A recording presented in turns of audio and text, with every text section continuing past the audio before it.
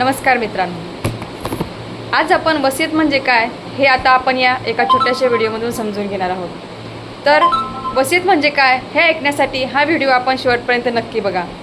वसीयत म्हणजे तुमची संपत्ती कोणाला द्यायची हे सांगणारा एक कायदेशीर दस्तऐवज.